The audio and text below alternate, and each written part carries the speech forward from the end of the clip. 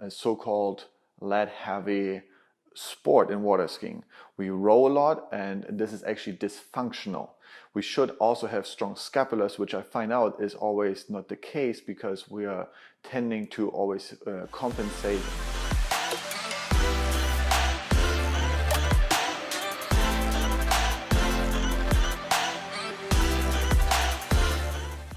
Hey guys, today we talk about the loaded lat stretch. The reason why it's such an important exercise for me and other water skiers I train is that we tend to always get tight lats. The reason why is that we are a so-called lat heavy sport in water skiing.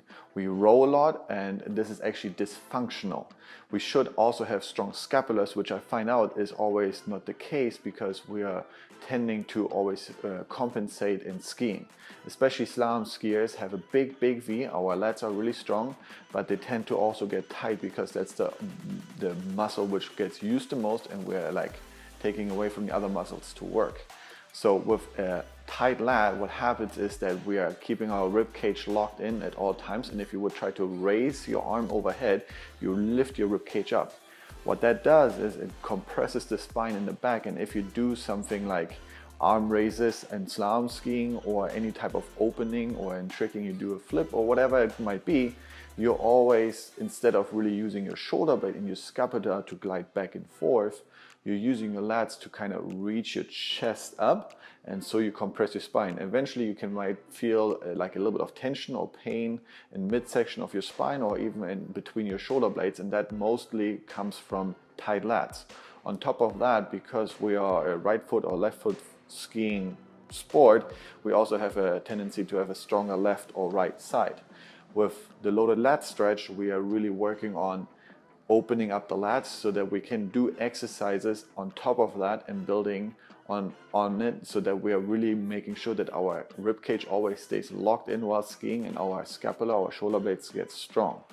So when you're in the off season, in the beginning, I would always recommend not to do any type of rowing and rather work on opening up the chest and really make sure that we're being able to push in the rib cage into the ground and keeping it up while we do something overhead.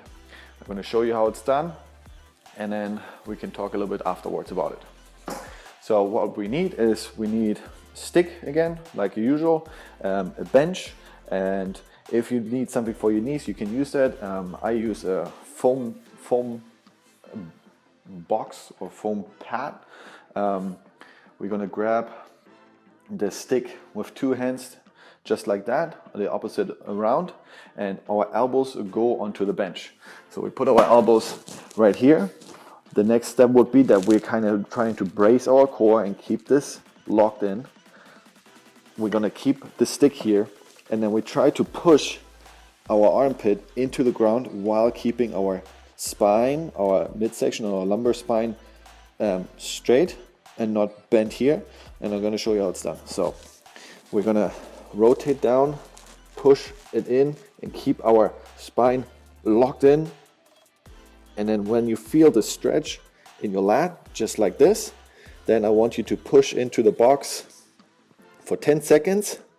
You push in as hard as you can. You can start shaking. You're going to feel it. You're going to feel the tension here. And after the 10 seconds, you release and you get deeper into the stretch while keeping the core engaged. I don't want to see any of this. This is compensation, and you're using your lower back to kind of go deeper into the stretch. And so that way, then you're opening up the lats, and on top of that, we're building other exercises to strengthen then this position so that you can always keep your ribs down and raise overhead. That's all it is. I recommend 3 times at 10 seconds for 3 sets, so that you really can get deep into the stretch and opening up those lats.